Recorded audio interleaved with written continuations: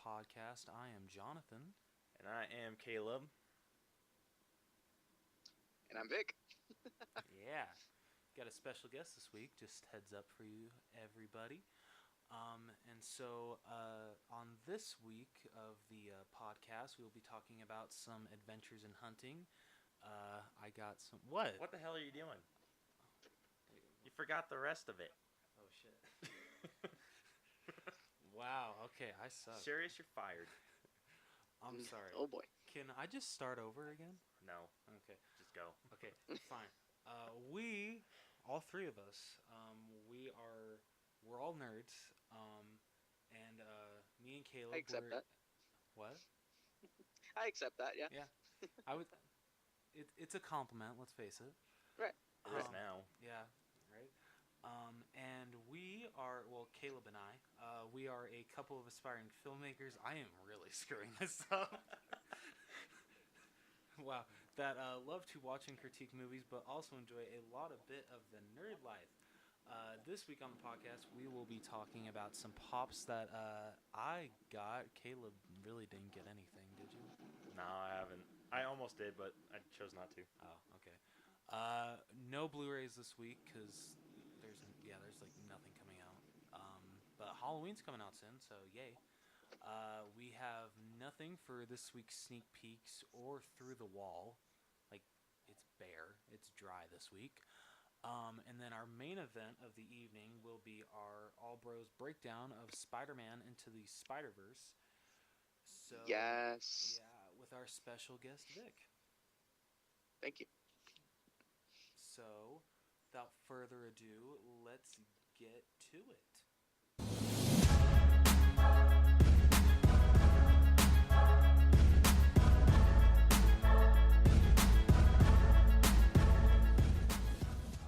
So with Adventures in Hunting, I picked up a bunch of pops over the past couple weeks.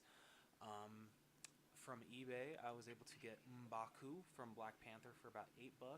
Came in pristine condition.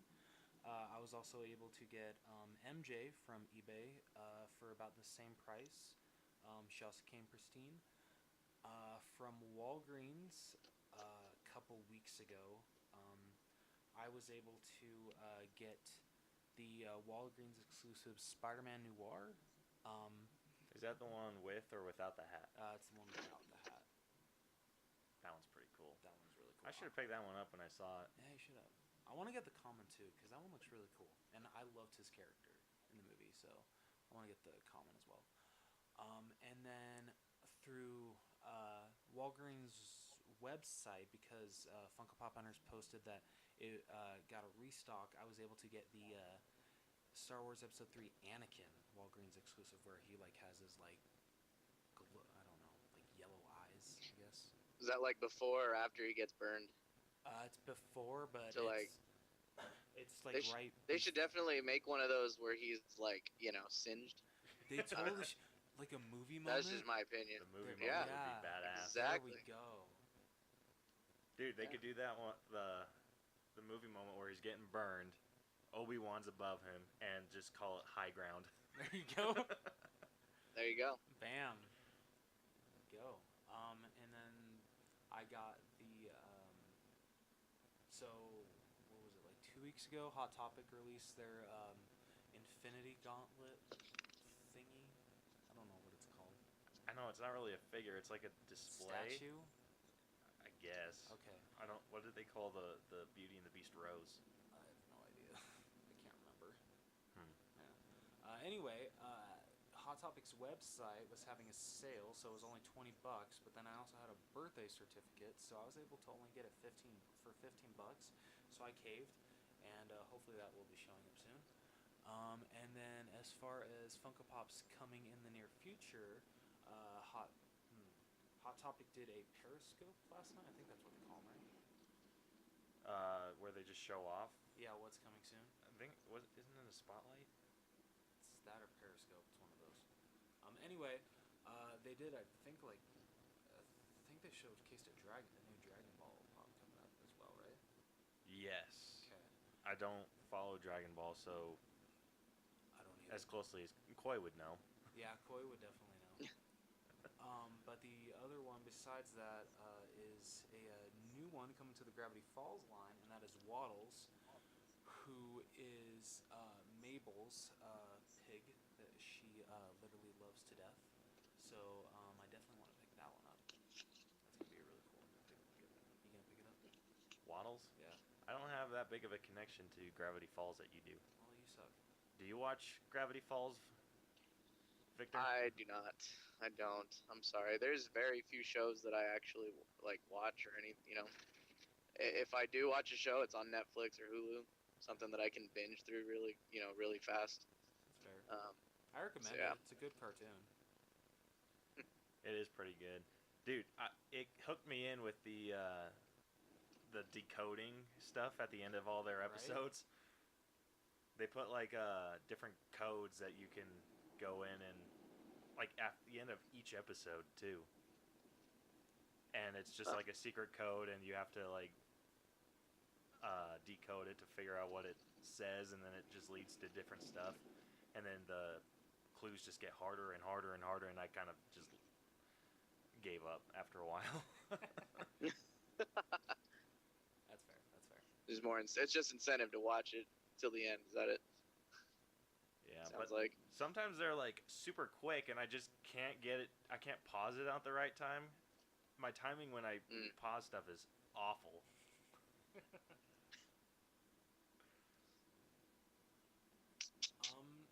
So that's all we got for Adventures in Hunting and Through the Wall, and this week's sneak peeks. Yeah, because this week has been dry. Very dry. So this is actually a new record. Less than 7 minutes, and we're already into the main event of the evening. Yeah, I thought last week was our record, but Yeah. last week we were at 8. Yeah. Woo! We beat it. Heck yeah. I hope that wasn't too loud. Yeah, hopefully not. But what do you say that we get into our main event? Let's do it. Time for the main event. Let's play a game. Alright, so like we said, our main event will be our breakdown of Spider-Man Into the Spider-Verse with our special guest, Vic. He was able to catch the movie as well, so we are going to talk about it. So, where should we start? Well, first, I think our guest should introduce himself a little bit. Yeah. A little bit more than we have. No, I'd be happy to do that. Yeah. My name's Vic. I am a host of my own podcast, Tailgate Talks, and we talk about anything and everything under the sun. It was just a show that I came up with after sitting on the tailgate of my truck with my friends at a bonfire, and we just were shooting the shit, and it was fun, and yeah, I liked it. And so my friend Rosie, who I've known since high school, she actually co-hosts with me. She unfortunately couldn't make it today, but so we've been doing that for a while now. It's a lot of fun, and I mean, I don't know what else you'd want to know. Really, I'm a huge Spider-Man fan, so I'm actually really excited to do this breakdown with you guys because, like Rose said, I saw the movie already. Actually, I've seen it twice, so I'm really excited to break this down with you guys. Happy to have you. I don't know what else to say. Yeah. No, you're good. Awful at Yeah, this you stuff. should have seen the lost look on his face. I'm awful at this stuff. You know this. Well.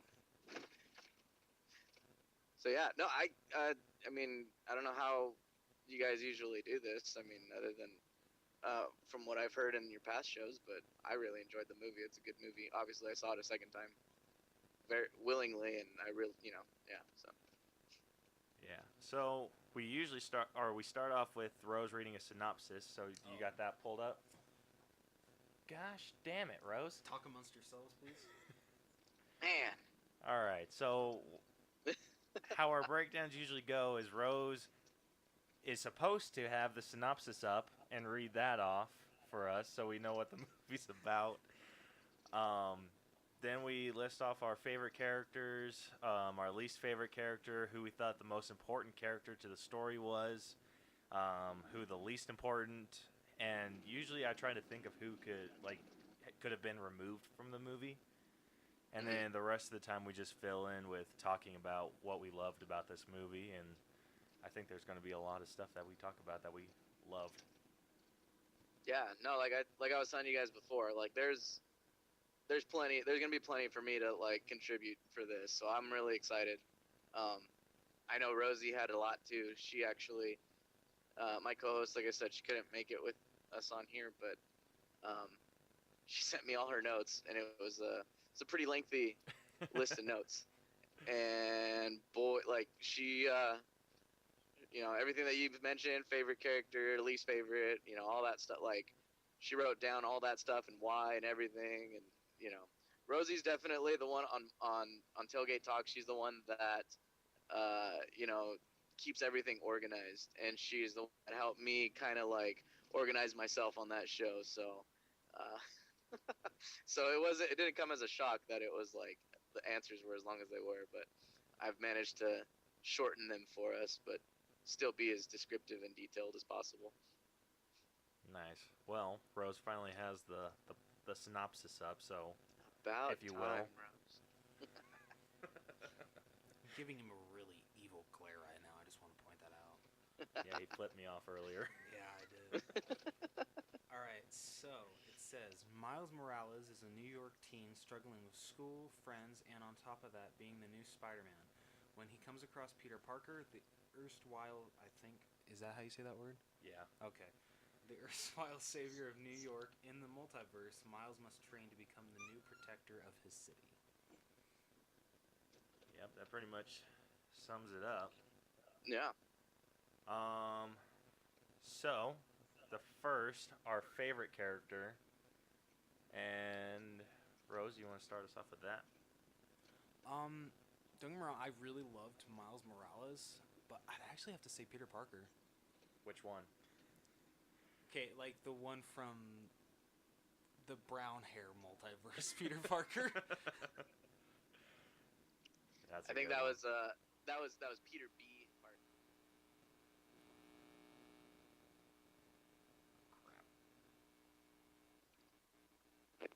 Hello? Hello? Yeah, we lost you for a second. What was that? Oh, I was saying that they had him at. He goes in and his, like comes into the storyline. I just thought I don't know if that's helpful or not, but the brown-haired one. Yeah, Peter B. Yeah. There we go. Yeah, that works. Sounds Yeah. better. Yeah, we're having a little technical Uh-oh. difficulty. Is there some- You're just cutting out real bad. I'm hoping that's not me. Let's see. Still. Hopefully not. Yeah. Boy. So, who is your favorite character, Victor? Mine hands down was the same one, Peter B. Parker, or brown-haired Peter. I liked him a lot. I don't know if you want me to give reasons or why, but I mean, if if you I have can them. go over them again if you want. I mean, I enjoyed him. I liked him just because, and I think that yeah, I feel bad saying it because I know Rosie, she said the same thing, that he's a lot more relatable, like his life and the universe that he comes from. I mean, he's divorced, he's scared of having kids. Those were her, that's from Rosie's notes and stuff that she sent me, but I was on the exact same page with liking him. He's just a lot more relatable than to real life. Like that just seemed a lot more relatable, whereas the other Peter just seemed like he was living a perfect life kind of thing. Yeah, it did seem like that a lot. So I don't know if we explained this, but our reviews are 100% spoiler. So there's anything that you want to get into that you feel might be a spoiler. If the person or if our listener hasn't heard it, it's kind of on them. Gotcha. Um, So they come in already knowing there's a spoiler alert. Then oh yeah. is that it? All right. I mean, Cool. I hope they do. Yeah, right? Well, then gloves are off. Here it comes. Yeah. So when the movie opened and we got the introduction to Spider-Man, and it took me a second to realize that it wasn't Jake Johnson voicing him, Yeah. and it was Chris Pine. I actually didn't even know it was Chris Pine until the credits. Really? I thought it was like Jake Johnson, like just like changing his voice a little bit. I don't know why, but yeah, when credits rolled, I'm like, whoa, really? That was Chris Pine? Yeah, that was crazy. Yeah, that really threw me for a loop. Me and Brielle. Brielle was like, I thought Jake Johnson was voicing him, and are we on speaker again, Vic? Yeah. That's my bad. I was looking at some notes. That's my bad. You're fired too. Oh crap. Well, I Oh, guess shit. it's just a one-man show then. Yep. he Someone has doesn't to need us. pick this all up. So, all three of your favorite characters were the Peter B. Yep, Parker, brown-haired Peter. the brown-haired Peter. Yeah. That is correct. I'm gonna have to disagree with all of you because my favorite character was Spider Ham.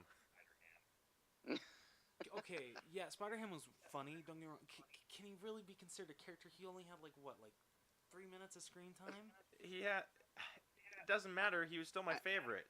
Okay, that's fair. Yeah, I didn't if I think were to he say was he as- was the most important, then we could argue. It's kind of sad that none of us said Miles Morales. I mean, I know, right? the main character. That kind of feel awful now. I mean, I didn't think that he was as funny as I thought he was gonna be, though. Like Yeah, going all into his that, best lines knowing were in that the he, They trailer. really were. Like, yeah, the one that I really wished they had saved for the movie when he's like, I just washed my hands. That's why they're wet. No other reason. That I thought where they're all on the ceiling hiding from Miles's roommate, and he's like, "Do animals talk in this world? Because I don't want to freak him out." I thought that was hilarious. yeah, that was his best line, and I hate that was ruined in the trailer. Well, I mean, out of the two good lines that he gives, Yeah. Well, he Sorry- gives a sorry, few. I Caleb, like but the I- one where where they're on the roof of the Fisk Oh, dinner, and and someone says, "What a pig," Yeah, and he's Gwen just like, says "I'm right Mm. here." yeah. Okay, that was funny too. so I mean, I don't know. I just felt like he wasn't nearly as funny as I thought he was gonna be. I'm not saying that I don't mean to put your favorite character down, but He's crying. Yeah, right well, now. You hurt my feelings, all you. Forget you guys. Hey, I'm not saying I didn't like I really enjoyed Spider-Ham. I did too, dude. He was so good. I gotta have a whole Spider-Ham movie and be freaking happy. I I think they should do mean- a Netflix TV show. Spider-Ham, Yeah. dude. They could do a whole like Netflix show about all the different Spider-Men. I really only want one of Spider-Ham and Spider-Man Noir. That's fair. Mm. All right, so let's jump to least favorite character. So my least favorite character is I didn't hate him. I hated that he wasn't in the movie that much. Is that okay? Because I don't have a character that I really hated in this movie. Well, you don't have to hate him. It's just least favorite. Okay, it's the Green Goblin because Mm. he was literally in it for like 30 seconds, if that. Yeah. Yeah. Yeah, And it I wish he was in there kinda longer. I don't know. It kind of stinks because, I mean, I've been trying to like think of which Spider-Man villain is my favorite because Doc Ock actually might take it from Green Goblin, but I've never seen the Green Goblin in that kind of that version of him, so I was interested to see what they were gonna do with it, but they really didn't do anything with him, so that's why he's my least favorite. What about you, Vic? I'm gonna go with blonde hair Peter Parker, which is kind of hard for me to do because he's still Spider-Man, and that is my absolute favorite superhero ever. So it's hard. Like it kills me inside to say that any version of a Spider-Man is my least favorite, but he was my least favorite, and I think because he is the polar opposite of my favorite Spider-Man. Like of this in the Spider-Verse, like I said, Peter, brown-haired Peter, Peter B. Parker, whatever you want to call him, he's the relatable one, and Peter Parker that ends up dying in Miles's universe is like I said, he's just living a very perfect life, walking the line. I mean, I don't know. I mean, there's nothing wrong with that. You know, great. Somebody's got to live those, high standards, but I don't know. I just like that. Uh, I don't know. He just was too perfect. I guess I don't know. That's fair. Yeah, I didn't. It's just I honestly it just wasn't like how Stan Lee typically makes his characters. You know what I mean? All of his Yeah, characters, yeah. he made it a point to make sure that all of his characters had some type of human flaw, and I think that's why I didn't like him, and I was like okay with him dying, if that's weird to Literally say, had but everything. Yeah, he you know. did. Yeah. Yeah, that bugged me. Yeah, I wasn't expecting to get that Spider-Man when I went into this, because at the end of Venom, it shows the clip of Miles at the cemetery looking down on Peter Parker's headstone. So I thought Peter Parker was already going to be dead. I didn't expect them to Mm. kill him off. Like, I'm pretty sure I heard a kid like start to cry when that Peter Parker died. Yeah, that caught me by surprise when Kingpin just crushed him to death. Yeah, I was like, Damn. oh shit! Like this Okay. movie got real. Which actually you just mentioned Rosie, my co-host's least favorite was Kingpin. She That's didn't actually like him. my least favorite too. I There wasn't you a go. big fan of Interesting. Kingpin, and Yeah, she didn't like it was him just probably because Brielle throughout the entire thing was just like, how does he get in that car? right. He was. I thought he was the car at one point, and he gets out. I'm like, what the hell? There's no way. There's no way he fits in there. I kind of get that because I've heard with his wife and son to understand like why he goes to the depths to where he goes to like bring them back. You kind of need to watch Daredevil because the way Vincent D'Onofrio plays Kingpin like really shows like how much he cares for his family. Whereas I didn't really like I got that in this movie, but I didn't get it to its full extent. Like I didn't like think that like he'd go to literally opening the Spider Verse to be able to bring them back. Yeah, See, that was interesting. and Rosie didn't like him because he just doesn't he wants his family back, but he doesn't seem to change himself. You know what I mean? He's like the way Rosie puts it is that he doesn't do anything to change himself or have any kind of character development, so to speak. He's just the same from start to finish. He's still trying to kill Spider-Man, and that's what drove him away in the first place.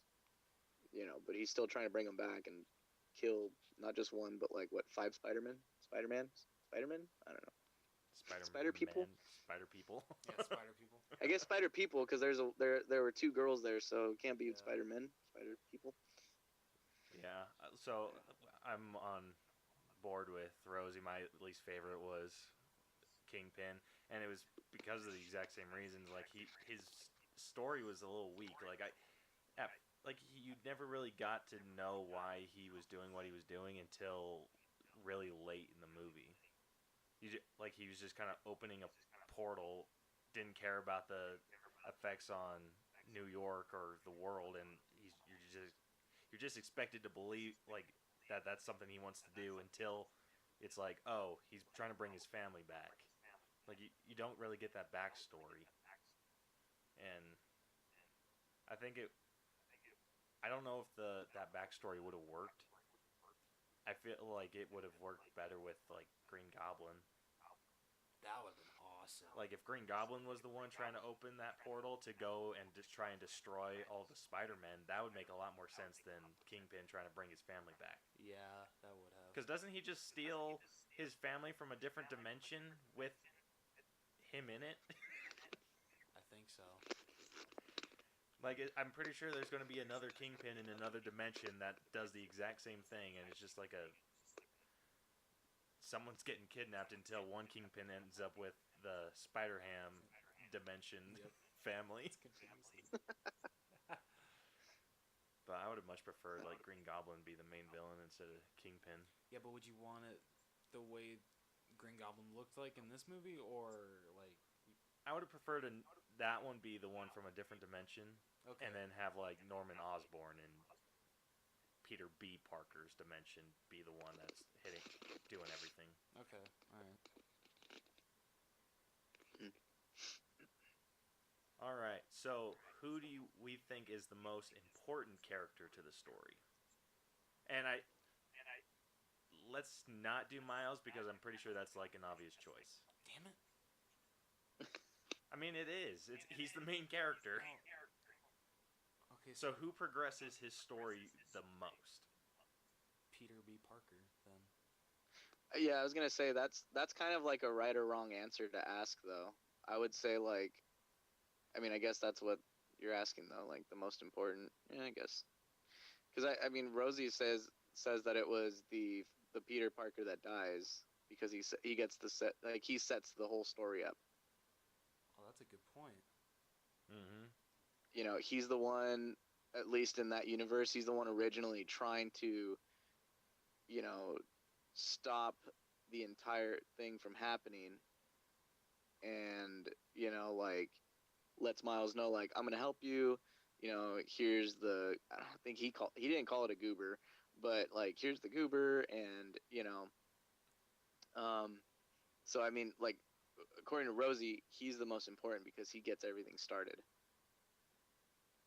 That's actually a fair point. Yeah, That's not who I'd pick for most important. Me neither. But And yeah, and that's not what I have either for myself, but that, So who did you have? yeah. For me, I have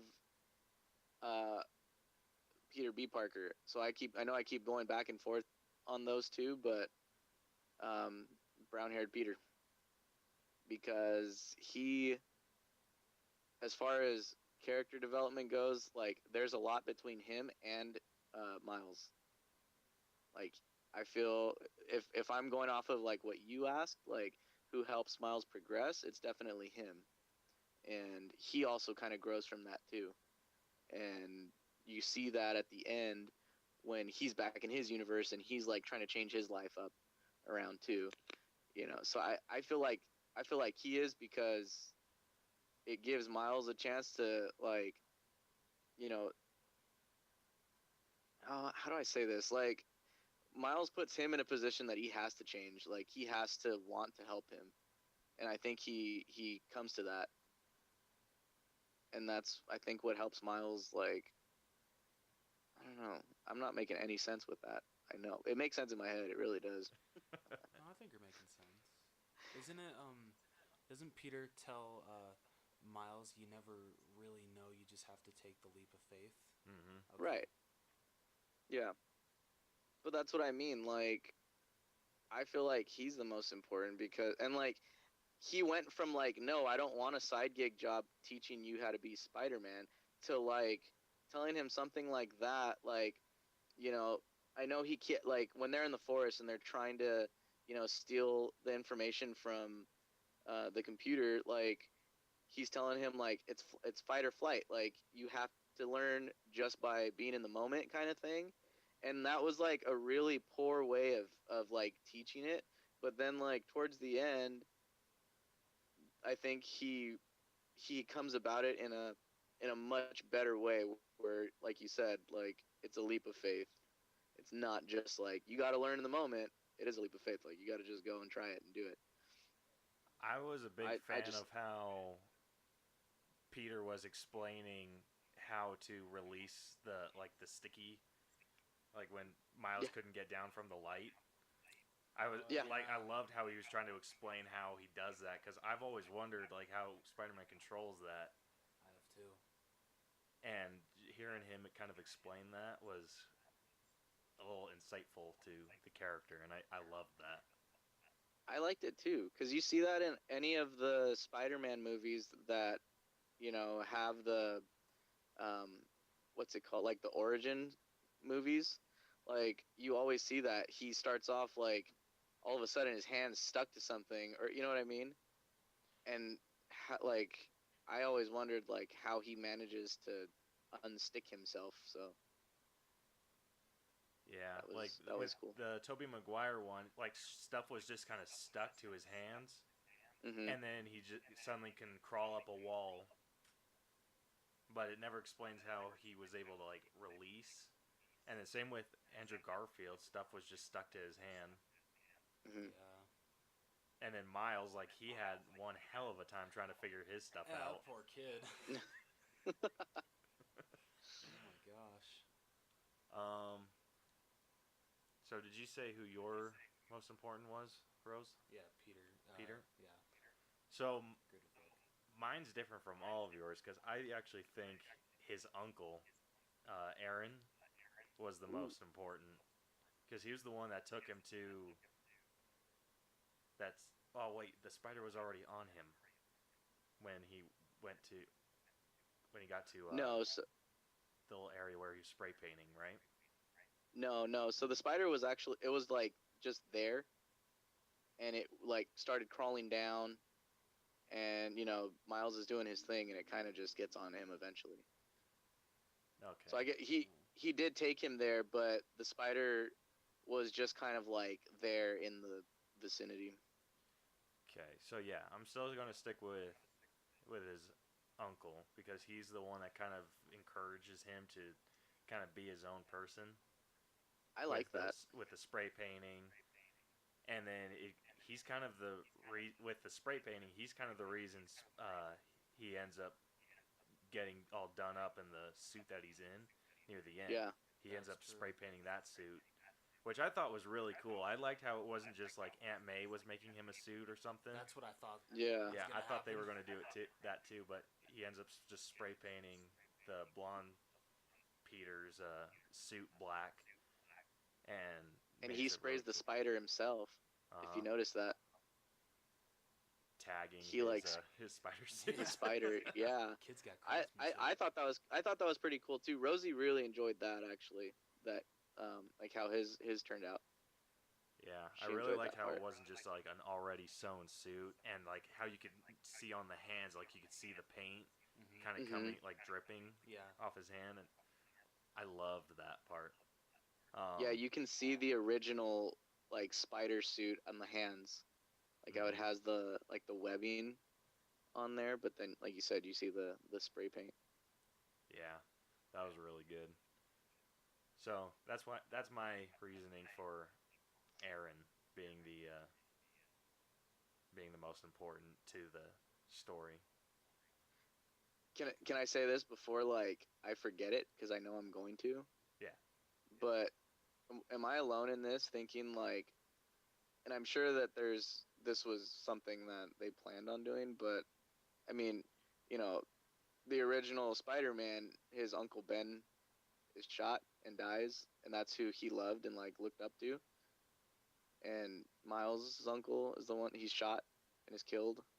He dies right there in front of him. Like that's someone he looked up to. I mean, like there are some differences in that. I just thought that was really cool though.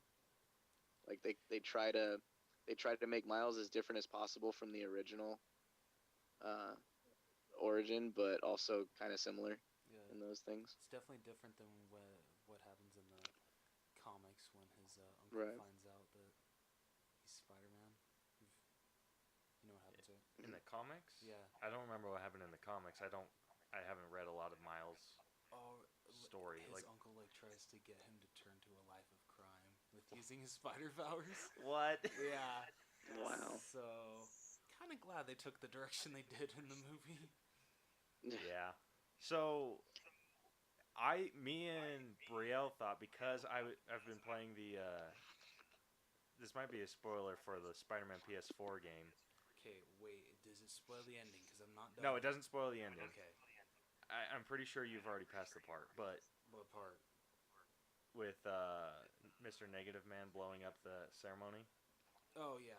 Okay, so there's a scene where Miles' dad is the one that dies, not. So I thought that was the route that they were going to take this one. That's what I thought too. And me and Great. Burrell were so worried that stuff was going to go down, but it never did, and we were yeah, I kind of wish that they would have saved Prowler for more stuff down the line. Yeah. Because I really like Prowler. Yeah, he was awesome in this movie. I did really enjoy how when Miles revealed that he was Spider-Man, or the newer Spider-Man, that he didn't like what he did in the comics, not turn him to a life of crime where his uncle like hesitated. Yeah. And he's just like, "Oh shit."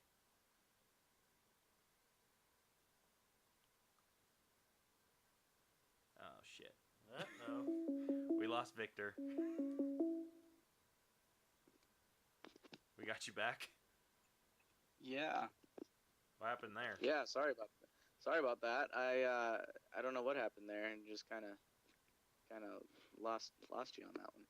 All right. Well, we got you back. Whoops. What's important? So,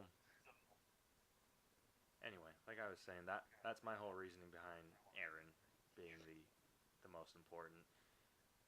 Good Because reasons. he Good reasons. he guided Miles into who he needed to be, in a way. Taught him not to be so afraid of himself. And not like get caught putting all those stickers up on on the street. Oh, that was great. All right, so who do we think was the least important to the story?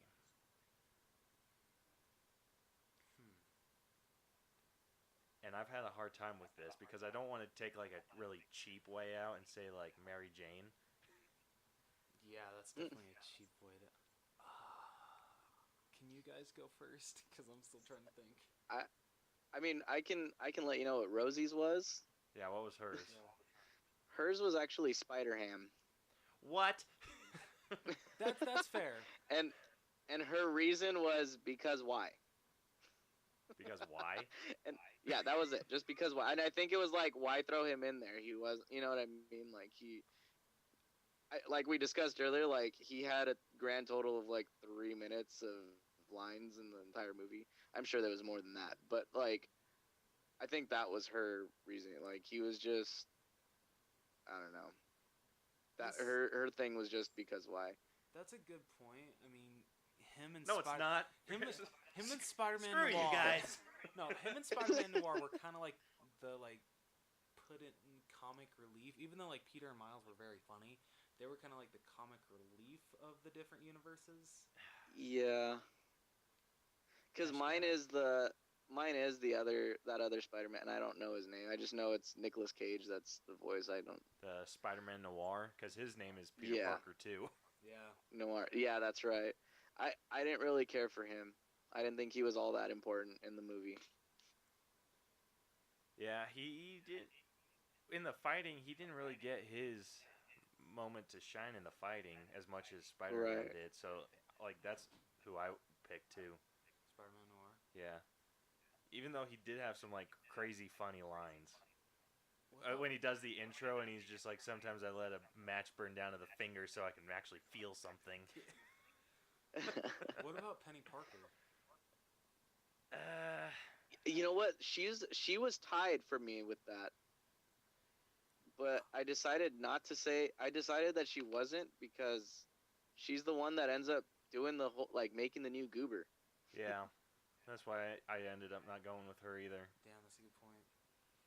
I I mean, mean, even if she didn't create not the to sound goober from scratch, she did etch the spider on it. Yeah. exactly, and not to sound racy, because I know it's totally against what like Stan Lee is about, but you needed a little Asian kid to like program that whole thing. Come on. That's 100% true. Yeah, I mean, I feel like it- Gwen could have done it. that's true. I mean, I don't know how tech savvy she is, but yeah, if not she her, didn't then seem all that. Peter could have. I mean, I don't know. Well, I don't know the differences between the two, but in the Spidey Bells song at the end, he starts saying that he has an degree in engineering. Oh, he does say that. Oh yeah, that's Yeah, true. so if the other Spider-Man has a degree in engineering, that he's pretty smart too. It's true. He's just not socially smart with like his wife. Yeah. Damn, I think I'd have to agree with both of you. Spider-Man Noir. Yeah, he's the. Spider-Man Noir. Yeah. Damn it. So I'm sorry, Nick. Spider-Man Noir and Spider-Ham. Whatever. Spider-Ham was awesome. I think Spider-Ham's like a little more important, like a tad, like barely. But Just barely. I think his fighting sequence, where he's just like, "Does this feel like a cartoon?" Yeah. I was laughing my ass off that while was great. he was friggin' beating people with a hammer, and his gift to Miles, he's like, "Here, I want you to take this. It'll fit in your pocket." I want a team-up movie now. Spider-Man Noir and Spider-Ham. I liked how he was just like, I'm taking this with the Rubik's Cube. I'll never be able to solve it, but that's okay. Isn't it something This like this is purple. that? Yeah. I like how Spider-Ham was the one that was answering him. Yeah. Yeah, but now with our breakdown, we just end up talking about the movie. Well, I think you missed. Wasn't there like favorite parts or something like that? Well, that's what we do Or the with when we scenes. just talk about Oh, it. I see. Yeah. We just I talk see. about the highlights from it that we enjoyed. Um, Well, if that's There- the case, I really like when they're when they're trying to steal the monitor. And or not steal the monitor, but like they're trying to log into the computer, into Doc Ock's computer, Oh yeah. and then that's when Peter finds out like Miles has the like camouflage power, like actual powers. And she's about to come in, and they're looking like, "What do we do?" And he just like disappears, and he's like, "Well, okay." Like I laughed my ass off on that part because I was like, "That's hilarious," because now That was Peter's pretty just great. like totally screwed. Especially Dude, when I Peter wish I pokes him in could- the eye. yeah, I love that line. He's like, "Ah, you poked me in the eye." Yeah. I really like that scene, like I said, because he was describing how to like let go of Of the light. and how you see Doc Ock and Kingpin talking out in the hallway, and you just see Miles struggling with the freaking light. What is Peter? So it's you. Like you can't be stressed, right? Isn't that Yeah. okay? You just yeah. And then he like to starts relax, whatever he singing does to relax His and fingers stuff. come off. Yeah. So when he got his spider powers, when like I thought they were gonna make a big deal about when he got bit by the spider, like they kind of did with Tobey Maguire. They made it like a huge ass deal. They dedicated a whole like 3 or 4 minutes to him getting his spider abilities. Yeah. But with Miles, he just like slaps the spider off his wrist. Yeah. And he just wakes up, and all of a sudden, like, I hit puberty. His pants like- shrank. What else? Yeah, his pants Yeah. shrank. He was super sweaty. Yep. His thoughts were really loud. Oh, I yeah. wanted to know what was up with that, Yeah. but I think that's You know what? maybe spider sense. Rosie actually liked that it was, and I think that's when she realized it was like she liked that it was like a comic book, like the art and everything. Not the art, but like the what's it called? The little Just the way the movie was blocks. done, like Speech bubbles? entirely. Yeah, like she really enjoyed that. Yeah, But that was. I think this could be me reading into it like way too deep uh, to answer yours, Caleb. But I think that's just to show because like Spider-Man, like he's like his senses are like cranked up to 11. I think that's just to emphasize like how in tuned with himself he actually is, if that makes sense. Yeah, that makes a little bit Like of sense. Kind of explains why the his thoughts were loud. Yeah.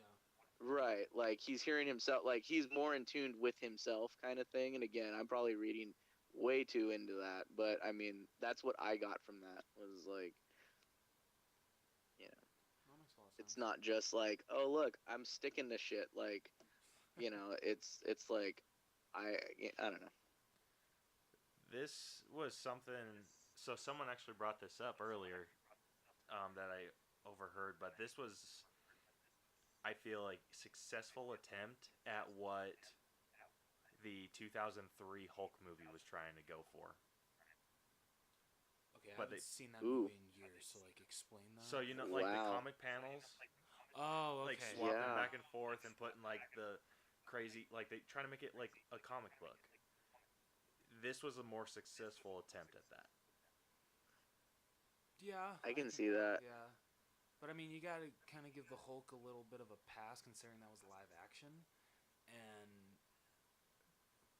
A I bad just movie's a bad movie. yeah, true. Yeah, I was gonna say I don't think they should have ever done that with that movie. They shouldn't have. Actually, they should just never have done that movie. If I'm Yeah, being Good it point. honest. should have just been a linear. Like I could give it a pass if it wasn't doing the crazy comic book thing.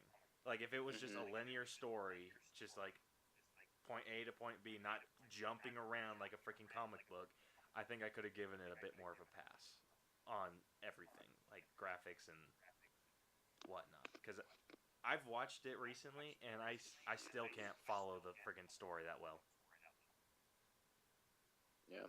Yeah, I can agree with that. Like they do some weird flashback, or with the dog thing, they do like some weird jump back to where he's looking at a picture and then suddenly like they're there, and I'm like, okay, is this a flashback? Is this like a jump forward? Is this actually happening? And it's confusing. It was Ang Lee that directed it, right? Yep. Okay. I mean, I because it was like one of the earlier superhero movies. I get what he was trying to do because like literally everyone wanted to see a comic book brought to life. So I get what he was trying to do, but he really should have like thought it through better. um, but I don't know. I give the guy a little bit of a pass just because it was such an early comic book movie. And So you're saying because it was like a pioneer into all of that, like he was pioneering all that stuff. Then. yeah, a little bit. I mean, it came out after the first Spider-Man, right?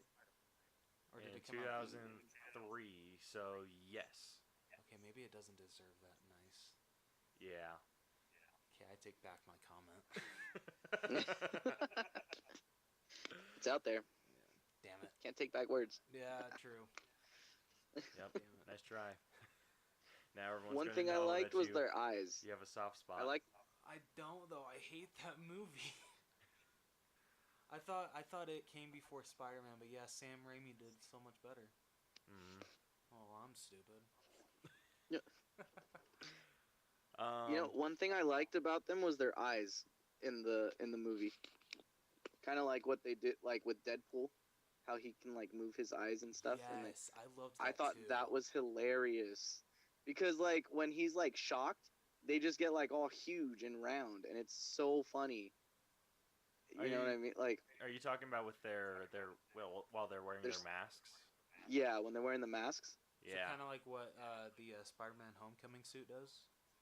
Yeah, Okay. yeah, Yeah, but it's not like super mechanical.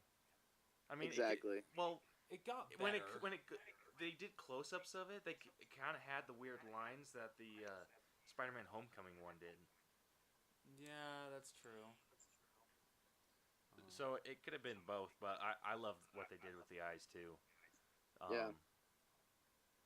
I don't know about you. I just thought that added to the comedy of it all. It did. It really did. Um, So, I don't know if you two remember from the first trailer. Um, did you recognize the song? Well, it wasn't even released yet. "I'm Coming Home." That was playing when Miles like jumps off the roof and like when he leaves, like it breaks into glass. Like the glass breaks Oh and he's yeah, like yeah, yeah. falling down in slow mo. Mm-hmm. So I was, because they finally released the full song, and when it came to that scene, I was really hoping that they were just gonna start blasting that, but they never did. They only played it in the after credit scene, and that kind of bugged me. I know we're supposed to be talking about our favorite parts, but that's just like one thing that like seriously got to me, Well, because it's it would just have been the what perfect our moment. that would have been that scene gave me chills. Me too, but I would have like When literally been freezing if that song would have played. you're talking about when he so like when he's like totally in control with his powers now, and Yeah, he's so like, like when he has his yeah, he's gotten his full suit and he's like wearing his like hoodie with his basketball shoes and shorts. mm-hmm, Yeah, yeah, so something that I really enjoyed at the end of it, like the whole thing, when he's jumping on the wall and he actually like slides down. So he's not. So I liked how he's not oh, completely in control of it, where it's not like he just has this come to when Jesus he's moment and knows how his powers work. Yeah, He's still learning. I love that. when I did too. you're talking when he's like trying to talk to Peter, right? No, when he so after he after all of the people have gone to their home dimension, and Mm-hmm. he gives his Oh yeah, dad yeah, a yeah, hug yeah. and he jumps on the wall because people are like cheering for him, and then he like And he's slips. yeah, and that was part of it. That was part of the move. I think that's he says something like that. I get okay. I know what you're Yeah, talking I about. loved that because I loved how he wasn't just super in control of his powers yet. Yeah, Like it took him I sorry, go ahead. like it like he still has stuff to learn to control, and that's just I love that. Like in all the other ones, it's just kind of like, oh yeah, he knows how to swing his webs now, or do all this They crazy make shit. yeah, they make him more relatable in that movie. I feel a lot of the people, like a lot of the good, like in my opinion, good characters were really relatable, and I think that's why because they had those flaws, kind of Mm-hmm. thing. Like how you said, like he didn't have this, all of a sudden he was like a master of the art. Yeah. I don't know about you guys, but like after this movie, I literally wanted to find out everything I could about Miles Morales. Uh, Actually, I could help. Well, there's a YouTuber that I like to listen to. It's called Comic Book or Comics Explained. His name is Rob, and he like really dives into a lot of like comics and like the characters and stuff. And a while before the movie came out, I actually did listen to him talk about Miles Morales, and he talks about like Spider-Man and like the death of Spider-Man, all that stuff.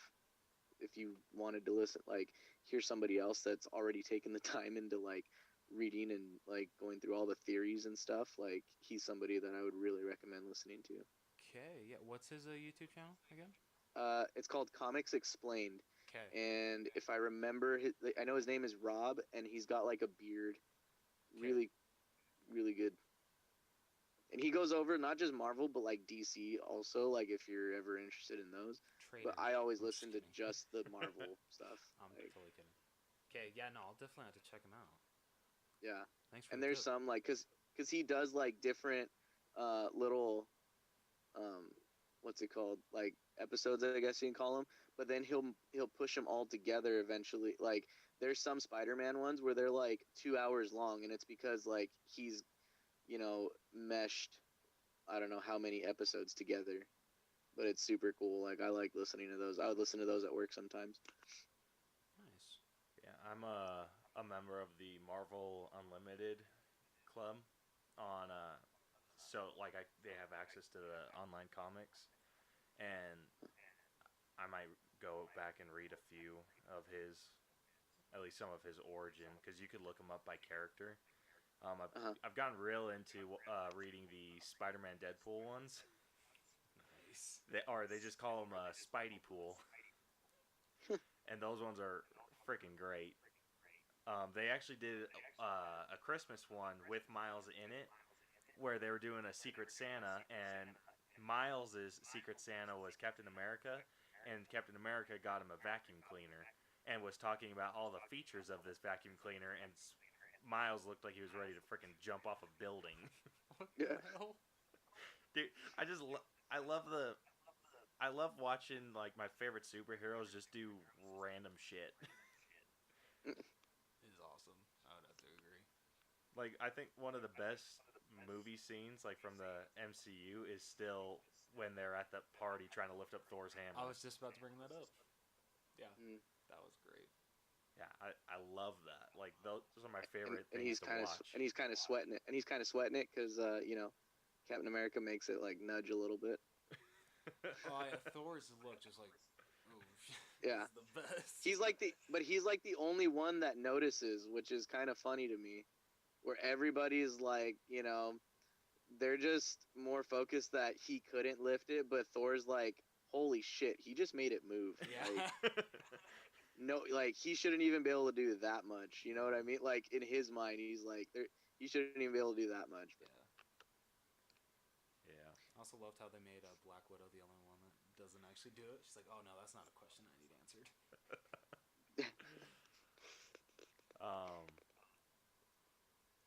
So getting back to the movie, did either of you guys know that his mom was Latina? Yes. I did not. Yeah, Did they showcase that all in the game? I think they But- did, but I don't like. She I doesn't never really ca- have an accent. Yeah, I never caught on if they did. Actually, would she be? That doesn't make sense to me though? His name is Miles Morales, but his dad is African American. His dad's name is, if they're going by what the comics are, his dad's name is actually Jefferson Davis. Yeah, because it was Officer Davis. So I mean, it just kind of that like now that you mention that, it kind of throws me off because wouldn't his last name be Davis? It should be. Yeah. I mean, I don't know. There aren't any Different daddy? cultures know. where the kids take the mom's name, is there? Well, not the Latin cultures. Yeah, don't they just combine all the names?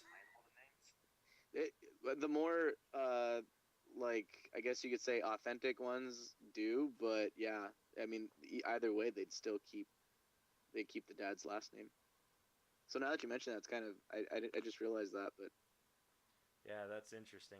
I want to do some more backstory and find out why his last name's Morales and not Davis. You know, Rosie actually almost cried in the movie. Which part? There were two parts actually, and I'm glad that I saw that was the second time me watching that movie because then I could see I like seeing people's reactions to movies that I think are great, and especially when I know there's like a good part coming up. But she literally gasped so loud when you find out that Prowler is Aaron. Like she had no idea. She was like, that was such a huge plot twist. I almost cried. I could not believe that. That was a huge plot twist. I agree. That caught me way off guard. That didn't catch me Yeah. off guard at all because Of course- I keep up course with it the didn't. comics. Well, way to make us feel like outcasts, Caleb. I know. Aren't you I felt like crap because I was a little jealous of Brielle because she didn't know that. Yeah. And she's just like, oh my gosh. And I was just like, ah, damn it. I feel like I missed out on something because I didn't know that. Because that suspense is taken from you. Now, you know what I mean? Or not that suspense, but that, surprise is gone, you know? You already knew. If it's staying true to the comics, you already know. It's like reading a book and then going to see a movie. Or Yeah, see the that's movie true. that's based on the book. Well, I told Rose this earlier. We've seen Aaron before in the MCU. In Spider-Man be in- Homecoming. Donald Glover. Yeah, remember Donald Glover, the Uh-huh. criminal with the that was putting ice cream in his trunk. Yeah. That's Aaron Davis. Really? Yep. Holy crap! Yep. If so, when they pull or when Spider-Man's suit pulls up his rap sheet, you can Uh-huh. see his name's is Aaron Davis, and he actually talks about Miles, where he tells Spider-Man all the info because his nephew grows or lives in the neighborhood. Huh? That's crazy. Now I want to go see Homecoming just for that. I love that like Marvel does little things like that. Like I do that too. like it's just so awesome.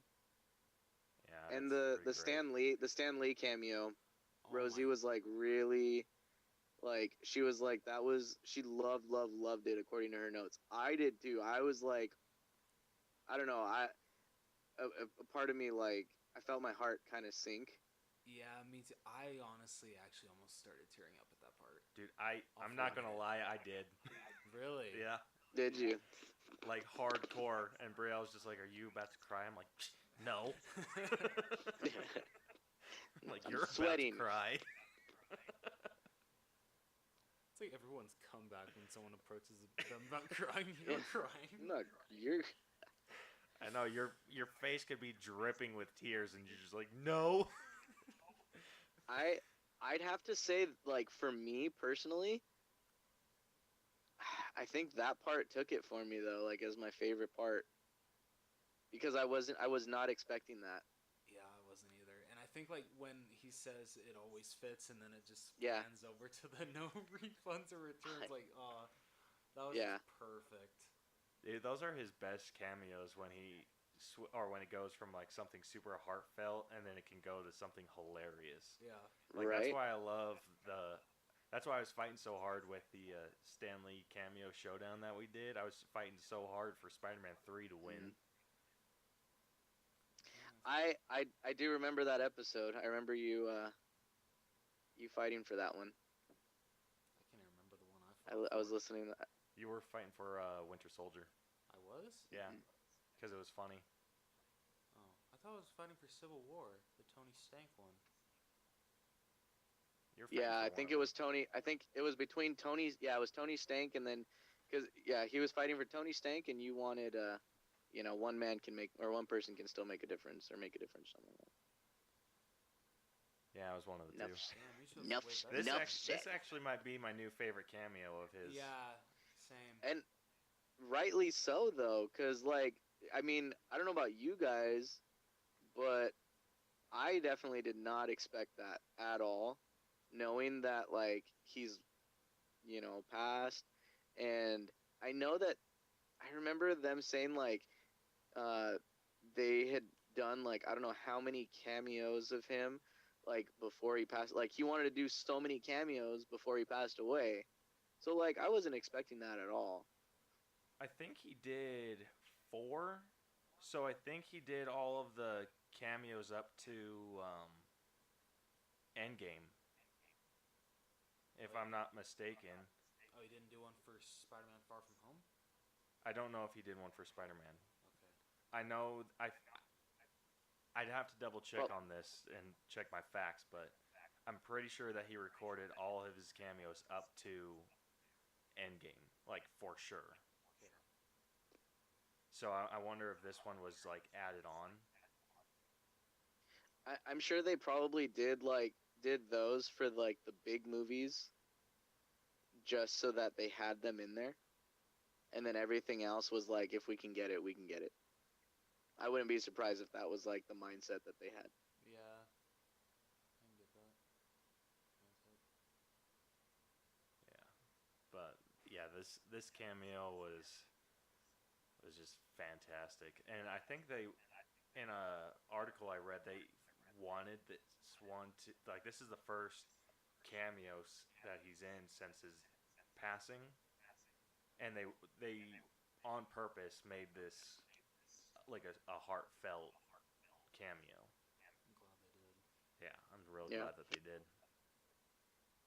And I'm even more glad that it was a Spider-Man one, like a Spider-Man movie they did it in. Yeah, I would totally agree because Spider-Man is literally That's his crowning jewel. yeah, that's his baby, man. Yep. Exactly. That is Absolutely. Hell, all of That's the his baby Marvel right there. characters are his babies. I mean, I mean, Fantastic but did it? Four. Yeah, that's true. But I mean, I feel like Yeah, Spider-Man, like they're all great, but like I think like Spider-Man's like in some way on kind of like a different level. It yeah. is Like on a little Spider-Man bit. really took off Yeah. in a way that I don't think a lot of people thought it would, I or actually, like well, when he made. I've heard a lot of stories about him, like when Marvel was like going out of business. That's when he started writing the Fantastic Four because his wife was telling him like just write what you want. Oh yeah, yeah, I heard about that too. So I'm wondering if he actually wanted like Fantastic Four to take off, and then Fox just completely ruined everything for that, and then it's Mhm. just Spider Man. It was like them and Spider Man. I'm pretty sure were his like firstborns. Yeah. Yeah. And I think another reason why Spider-Man like l- took off, but is also like to me held to a higher level, is just because he's literally one of the most um, oh my gosh, I'm losing my wording here. Relatable Iconic. superheroes. Oh. Like Mm. Spider Man's 100% his yeah, one of the And more he, relatable. I was it an interview? I can't remember if it was like an interview that I was reading with Stanley or something, but like that's what he does with like all of his, like with when what he likes to do with Marvel is like he likes to show the human aspect of everybody, and I think that's what you guys are definitely hitting on right now is like that, he's so relatable, and that's what like I said, that's why I really liked the brown-haired Peter Parker because of how relatable he was. Like his life wasn't perfect, it wasn't like complete shit, but yeah, he was going through things that like anybody, if they were to go through them, like that's gonna bring him down. I mean, he's divorced. He was saying that he, invested in some really stupid things like a Spider-Man themed restaurant, all that stuff, which oh I yeah. think would work. But that's just me. But anyways, I'd eat I'm there all just the saying time. like, Dude. right? But I mean, like, he has his highs. Like, I'm sure when he starts off that business, like it's going good, and then it comes down. Like, it has he has his moments. Like that's what life is like, and that's what Stanley would like to do with his characters. They're not like all, you know, living a perfect, happy-go-lucky life. Yeah, I relate with a lot more Marvel characters than I do DC. Like I have a really hard time relating with Superman. Well, yeah, duh. Yeah, like it's rough, and then or Batman. Like you can't really, unless you're like a freaking orphan. Yeah. There's really you can't really relate with him, and I think like with Jason Momoa's portrayal of Aquaman. I think Aquaman's starting to be a little more relatable, but even in the comics, he's so like like not patriotic, but just well, patriotic's the right word, but he's patriotic for Atlantis. Okay. Hmm. But he's also just like fills the Superman mold. It's just kind of like he's a freaking god. Yeah. But I Yeah. can relate like super easy with Spider-Man, who's a kid at heart, or Deadpool that hides his um Imperfections. Yep. There you yeah, who hides his pain behind humor. Like there was a comic of Deadpool's that I read with I think Spider-Man was in it too. But there was a cartoonish character that got stuck in Deadpool's consciousness and got driven to madness because of all the it was like he was being abused in Deadpool's mind. go. Hmm. Mm. Like Deadpool's consciousness was abusing this character and just beating him down, and Deadpool's out in the world just making all these jokes, but inside his consciousness is just ripping at him. Like, and I don't have that on a constant basis, But but but you see that like said a lot that like the funniest people are sometimes the saddest ones. Like Robin, I think it's Robin Williams. Yep. Like when he passed away, he was the one that said that. Like, the funny, it's the funny people that are like sometimes the saddest or that have the biggest burdens or something like that. Like, so I mean, and I've had this conversation too. Somebody said they prefer Marvel over DC because, Marvel, like, they're human, they are relatable, like you guys have said, whereas DC, she was like, they're like gods and like people that you could never relate to on a day-to-day basis. Yeah. Very true. yeah, that was something that this movie did really good. It did. It Like, really did. I think this movie portrayed really well how a teenager would handle trying to fill the shoes of a superhero. For how old was Peter Parker in this movie? So Peter B. Parker was like 26 or 28, I want to say. The one that died, they said he was 26. Okay. He was 26? So they were around the Okay. same Yeah. age? So, no, the other one was older. Oh, he was? Yeah. Yeah.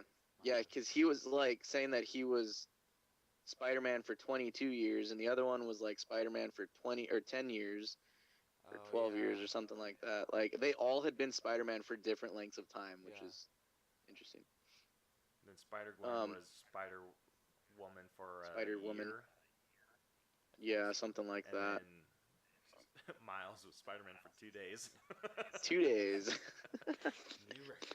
You know, so the part that I related to the most, and I don't often share this with people, so I hope you guys and all bros feel like special, but I have a Spider-Man morph suit. And That is awesome. I mean, you talk about Spider-Man being Stan Lee's crowning jewel, like that is mine. I love it. And when they show Peter B. Parker, like, he's like got the gut and he's got the Spider-Man suit on. I looked at Rosie and I tapped her. I was like, that's how I look in my Spider-Man suit. Like, seriously. I was like, oh man. I was like, I relate to you, bro, on like a personal level. Like, you are seriously my brother from another mother right now. Like, um, That is awesome, though, that you own one of those. That is amazing. oh hell yeah. And people ask if I'm ever gonna get rid of it. I'm like, no. Because I'm gonna hang it when I'm old and I have dementia or something. Like, I'm hanging that some bitch in there. I'm like, Hell yeah. dude, I'm Spider-Man. And it'll be written in my obituary. Man dies trying to swing from a building, thinking he's Spider-Man. one of the funniest scenes for me that I really liked was when that Spider-Man was being sucked in through the portal and he was trying to take a bite out of his pizza. Yeah. Yeah. Like, that is something that I would totally do if some portal was opening and I was like being like sad eating pizza. I would still try to eat my pizza. I'd be like, oh, this is weird. At least he grabbed his mask, though. At least he grabbed his mask. Yeah. Yeah. It was like a last second thing. Yeah, but... right? I mean, I will say this: he has 2 hands and 2 web slingers, so why couldn't he have gotten both? I would have still shot for the pizza too. But Well, you don't want webs on your pizza. I mean, I don't eat the crust. I would aim for the crust. You're Spider-Man. You have precise, like you're pretty precise with where you're shooting your web. So I would just go for the crust. But I like the crust. I'll shoot the web somewhere else. I don't know what the hell to tell you, man. I mean, is web edible? Does it I don't taste really think that web- bad? I don't think web is edible. Damn it.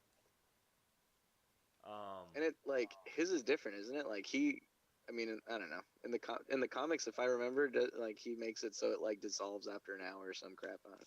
It's a couple hours, I think. Yeah. To wait that long. I know, right? Wait that long. It's already cold by then. You Yeah, need right. like pizza that tastes good cold.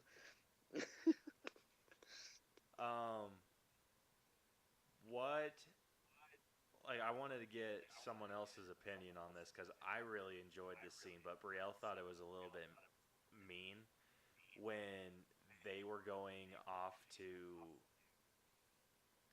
Kingpin's thing to close the portal stuff down, when they were telling Miles that he wasn't ready and tied him up to the chair. Because Yes. I was 100% on Peter Parker's side. I was just like, yeah, dude, like, he's not ready. He's going to get in the way. And then when they tied him to the chair, I was just like, that's a little far, but all right. And Brielle was 100% against me on that. She's just like, that was so mean. So does she think that they should have taken him with them? So she thinks that they shouldn't have taken him, but they didn't need to tie him to the chair. And I'm like, that's fair. necessary. Like, he's just going to try and sneak out anyway. Yeah, but I feel like if they didn't, then because like being tied to the chair is what like pushed him. Like he was in that fight or flight kind of mode or situation where he had to get out of there, and it's like that pushed him. Like he wanted to do that. Like he wanted to help and be a part of that. So it like drove him to really tap into his powers. So I mean, I feel like it was kind of necessary. Also, well, he didn't if really they didn't, tap into his powers until after the chat with his dad. That's a good point. yeah. So I feel like it was the chat with his dad that would have, or that kind of sparked his powers. I would have liked for them not to web his mouth, so he could have actually like tried and talked to his dad. Yeah. Because I really felt bad for the dad in that moment. That was hard to watch. Like I was like, oh my gosh. Could they have maybe just webbed up the window and the door? But I mean, like you could still cut through the web. That's a good point. You know, it wouldn't exactly stop him. Nice ways that they could have kept him in. Yeah. I mean, I don't know. I kind of agree with their methods. Not that I would do that personally, but I like, given that moment, I kind of agree with them. Just because, you know, if he would have had the ability, like the capability or freedom to just go, I think he would have gone anyway. Like you said, he would have snuck out anyways. He would have gone and then really gotten in the way. You know, everything that happened, it kind of like you said, maybe it was after maybe it was the conversation with his dad or what, but I feel like that because it pushed him to like become Spider-Man, like he was like a much bigger asset to the team. Yeah. I knew the second that he said, or when Peter Parker asked for the goober, and he says like, "All right, kid, hand over the goober," and he's like, "No, you'll have to take it from me." I'm like, "Oh shit." Right? Like, dude, you're not gonna win this fight. The hardest part was watching like all the other Spider people like stand outside listening to their conversation. Yeah, that was rough. Yeah, that was really hard. Because you know that they're like they're rooting for him to like step up to the plate. Yeah, But but they he also can't. know that he's not quite Yeah. there yet. Like Yeah. that was tough for me to watch when like Gwen is out there and they're just waiting, like kind of hoping that he does Venom strike him or anything. Like that was tough for me to watch. Yeah. And it was kind of a bummer to see that Peter was the one that was doing that to him, because he was like kind of rooting for him in the when they were in the shed. Yeah. Mm-hmm. And he's just like, or when he's like introducing, he's like, yeah, so he has these venom blasts that he can electrocute you, and he's like, go, and he's like, I can't do it on command. He can't do it on command, but he can turn invisible. Can't do that on command either. He's like, he can't do that on command either. Or when they were kicking the shit out of him in that Right. scene. Oh yeah. I completely forgot about that until now. Like, Aw. damn. Yeah. I mean, that was rough. I'm just like, holy shit, guys. Like, least let him get up. But I think that was their point, is like that Spider-Man has to keep getting up, Yeah. and he at one point didn't.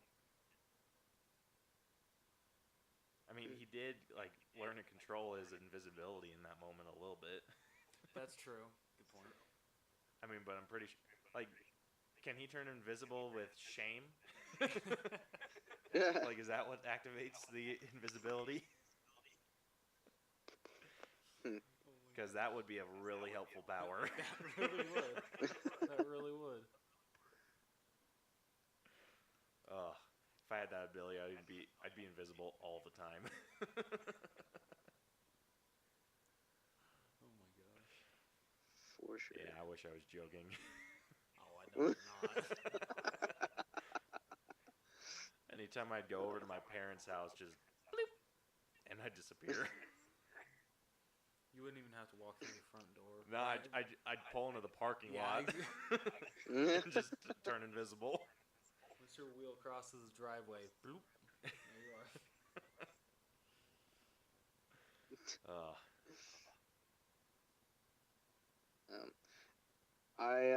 I do think though, like all in all, it was a great movie.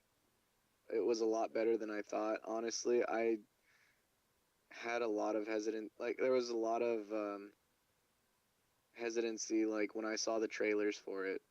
Like there was a lot of hesitancy for me to go and watch it, and a little after, or before I saw it the first time, I thought, you know what? Like, it's Spider-Man. That's my favorite character. Like, that's my favorite hero of all time. Like, I need to go see it. I should not have, like, I should not be this, like, negative towards it. And I'm glad I did. I thought the movie was great. And it wasn't, I think because it was, like, a cartoon. For me, I was like, I don't know. But it turned out great. And I'm glad I went and saw it. Saw it twice. Great. What, a good movie. What sold me with the trailers on this was the art style. I Yes. thought the art style was Definitely. crazy unique, and that's what, in the end, sold me on the movie. And I was really pleasantly surprised by how well the story was, and The animation alone is breathtaking. yeah, like that's a movie that you need to be able to see in like IMAX. I feel like there was a lot of parts. I did like the art, don't get me wrong, but I feel like there was a lot of parts that like I wasn't sure if when I first went into the movie to see it, like the first time, I thought that I was in the wrong theater, and that I was in the 3D one, because there were some parts where I was like, I feel like I should be wearing some glasses right now, 3D glasses. Yeah, that was Just kind of like was fuzzed out and stuff. But It I did mean, take you guys a minute to adjust. yeah. But I like I said, I did like the art. I agree with you guys. It was really awesome. I know Rosie really liked it too. She liked that it was just like watching a comic book in real life. I kind of want to see it in 3D just to see if it adds anything. I hear it doesn't. It doesn't? No, I hear there's like a couple scenes that do, like with the snow Okay. in the cemetery, but I hear other than that, there's not really much else. Damn. Okay. Never mind then. Well, I thought I'd save you the extra money. Well, thank you. I don't want to Fine, next time I'll just let you go and find out for yourself. No, please don't, because I've had horrible. What was it? Probably like one of the worst 3D movies I've seen is Avengers: Age of Ultron. There was not one thing that popped out at you. There was more 3D in the previews than it was in the damn movie. That's how they get you, man. Dude, True. I will not go see any movie in 3D other than Ant-Man and Doctor Strange, or anything that's kind of relates to those. If it has like 3D in the title, you kind of have to see it in, like, when it comes to like Saw 3D or something like that. Okay, if it has 3D in the title, but when are those movies like really good? That's Yeah. Jackass 3D was really good. Okay, that's Jackass. I mean, you got to see. That's the kind of crap that Bronson watches and thinks is good. Like good movies. You don't like the Jackass movies? They're not for me. Dude, Alright, I'm out. like no, I enjoy those. Bronson's Thank the you. Bronson's the worst, dude. And He I- knows this, realizing but this now? his like any movie that he says, "Oh, it was all right," I'll usually go see and really enjoy. And anytime he's just like, "Nah, you don't need to go see that," it's usually a good movie. Because examples. So, all right. So I'm not a big fan of Fast and the Furious, but Bronson told me that Tokyo Drift. He's like, that is the best Fast and Furious movie. Yeah, it's the most Fast and Furious movie. I don't. I kind of stopped watching after the second Fast and Furious, to be honest with you. It wasn't. Yeah, same. I I think just that's felt the like last it. one I saw. I actually saw. Yeah, like the, it just all seemed like the same plot. I saw the last one with Paul Walker. Oh, 7, I think. no, it's Mhm. yeah. His last one was 7. Yeah. So me and Bria went to go see that, but I've only seen 1, 2, Tokyo Drift, and 7. It seems like in every new movie they say one last ride, but they never mean it. Yeah. One last ride. One last one this week, or Right? yeah. But anytime Bronson refers a movie, anytime he says one's good, it's usually okay. But anytime he says this is the best movie, you don't have to watch it. It's probably not that good. Like I grain of salt any movie that he's like, this is amazing. Yeah. Yeah, because when he told me about Tokyo Drift, he was about ready to shit himself that I didn't watch it. He's like, you have to watch it. It's the best Fast and Furious movie. And I'm like, I watched it. And I'm like, you suck. That's great. All right, so I really don't have anything else to say about the movie other than it was like fantastic. It was. Like I told Caleb, it changed my top 10 of the year. It knocked Solo off, and it took number 2. And then Christopher Robin's still number 3, but Black Panther moves down to number 4, and then everything else just moves down. So Yeah. So that's for 2018. I was gonna say, I thought you said your top 10 for the year. oh no, sorry. I was like, well, we just started 2019, so. Sorry, I already forgot what year it was. Well, there you go. I guess depends when you saw it, though. When did you? I mean, was it still 2018 when you saw the movie? Yeah, it was still 2018. Yeah. Ah, okay, so it would have to go into those. I saw it in 2019. Nope, the first time I saw it was 2018. Yeah. So my. But if I saw it again, can I put that into my 2019 category as well? Can I just shift it over? I wish we could, but we don't make the rules. No. Yeah, if only. All right, just enforce them. Yep. Yeah, I think so. I'm actually had a bump. I put this one number 3 in my top 10 for 2018, and it bumped Deadpool 2 off my top 10. Everything else shifted down. The only 2 that I thought were better than this were Infinity War and A Quiet Place, because I saw that in theaters, and that alone was like an experience. A Quiet Place needs to be watched in the theater. Oh my gosh, yes it I does. hate that I missed it in theaters. Like, You should. Myself so much. you should. You really should. My uncle, who is like an avid, like he loves movies, and he saw that, like, he didn't see it in theaters because he's got a younger son that like probably wouldn't have enjoyed it as much, but he saw it at home, and I told him, I was like, dude, it's such a great movie, really suspenseful.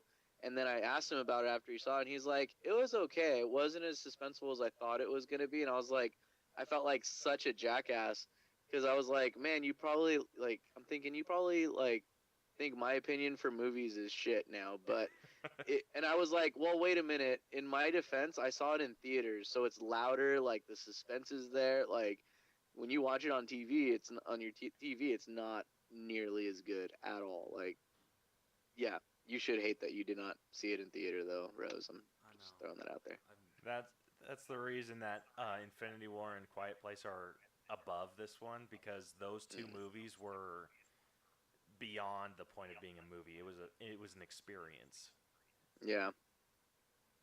and so that's the only reason. If those movies weren't like that, it would probably take at least number 2 because it was that good. It really was. So we have a grading system for our movies. It's just A, or we have A plus. I thought we just said A. Just A? Yeah, Okay, I I think so. wasn't sure if we had A plus.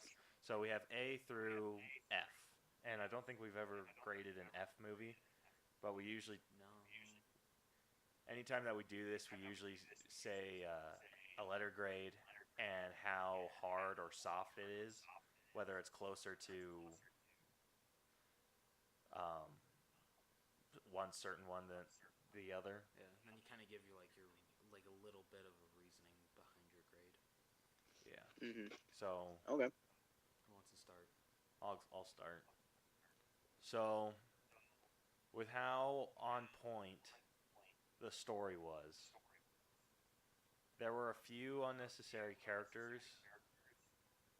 I felt, and Spider-Man. I think there were some things that the story could have improved on, just to kind of simplify the overall story a little bit. But I'm giving this a really hard A minus, like barely an A minus, like really, like 1 point higher. It's an A. So that's around where I'm putting it. Okay. I'm giving it. So I'm giving it an A, but like kind of like a soft A minus. Like it's like right in the middle, just because, like you said, like there So was. yours is like that 2 point jump. Yeah, yeah. There you go. There were some like things that I think should have been taken out. But like overall, it's been a while probably since Christopher Robin, that I walked out of a movie with a smile on my face of how much I enjoyed my time at the movie theater, and just the animation, the characters, voice acting, just everything was just literally perfect for this movie. This movie is literally practically perfect in every way. Mm-hmm. So All right, what about you, Vic? I'm going to, and I'm trying to push all biases aside. I'm going to give it a very hard A. And reason being is because, and I mean, without reading the comics, but knowing a little bit of background just from, like I said, that Comics Explained YouTuber, I would say that the movie did a really great job. Like, I know nobody really wanted to see another Spider-Man origin movie, but this wasn't exactly Spider-Man. The Spider-Man that everybody knows and loves is Peter Parker, and it was something different, but also so close to home. How relatable it was. The art was. I really enjoyed and loved the art. Like I said, I felt like I was watching a comic book on screen. I know Rosie enjoyed that as well. I feel like the comedy was, the parts where they threw in their comedic relief was just perfect.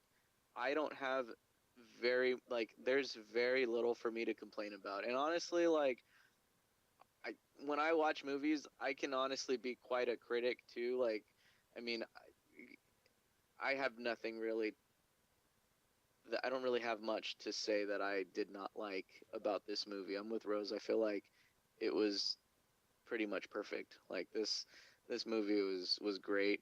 Um, so I would definitely give it a hard A. I mean, the characters were great. There's great character development in a lot of the characters, and yeah, so hard A. Awesome. Well, I think that will conclude our breakdown of Spider-Man Into the Spider-Verse. If you guys liked this episode and want to check out more, be sure to subscribe to us on iTunes, Google Play, Stitcher, SoundCloud. We're on iHeartRadio, Radio Public. We're on Spotify. You might want to search episode names because for some reason you can't search our name worth a shit. Caleb sucks. You suck. You can also check out our episodes on YouTube. A new video should be heading your way, but Rose failed at that. And the This is punishment what- last week, you get a reference fail point for This that. is what happens when you have to work 7 days, okay? So suck it. You guys can also follow us on Facebook at facebook.com/theallbros. No punctuation in that. And same with Twitter. You can follow us on Twitter at theallbros. If you have something you want us to discuss in the next episode or a movie we should see, you can fill out or you can email us at theallbroschannel@gmail.com, or you can fill out a form on our website, which is tinyurl.com/theallbros. Links to that are on Facebook and Twitter, I want to say. And we hope to hear from you guys. So until next time, I am Caleb. And I'm Jonathan. I'm Vic. Come on, Victor, get with it. I'm sorry. I don't know, man. I sorry. I didn't know you wanted me to say my own. Thank you, though. Thank you for having me on your show, by the way. I do appreciate it. Yeah, so where can we find your stuff? So we are available on, accessible, I guess. You can actually find us on Spotify as well. We're Tailgate Talks. There's also a nifty little what's it called? App called Anchor Podcast, which is what I also record my episodes and show on. And with that one, you actually get a little bit more of the episode because there's like some music clips that we'll play occasionally, and you can hear them on there. For some reason, Spotify won't play it, even though that's where we get the music on the app. It lets us connect them. But anyways, it's like some huge copyright stuff.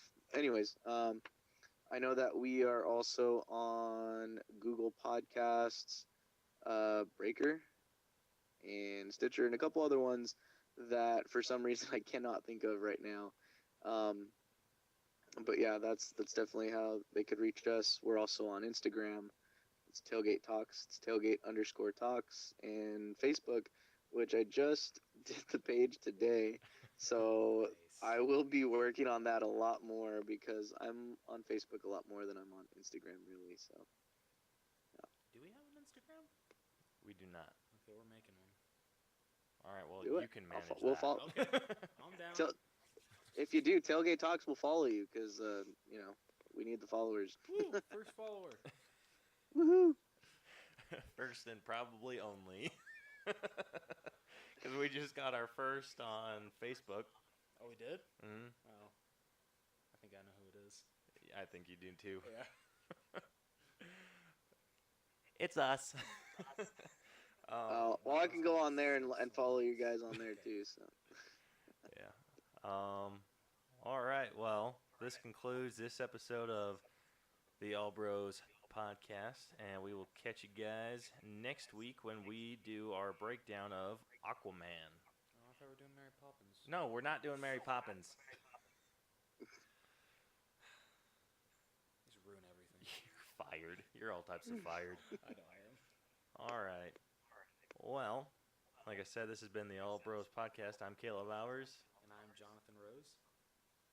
I'm Vic. Gosh damn it, Vic. I don't He's know what the trying. hell. He's trying. I'm trying. You guys do things different than I do. I'm just gonna stay quiet now. You go ahead, do your thing. All right. We'll catch you guys next week. Deuces. Bye. I don't know what that was. I don't either. It sounded like you burped. Yeah.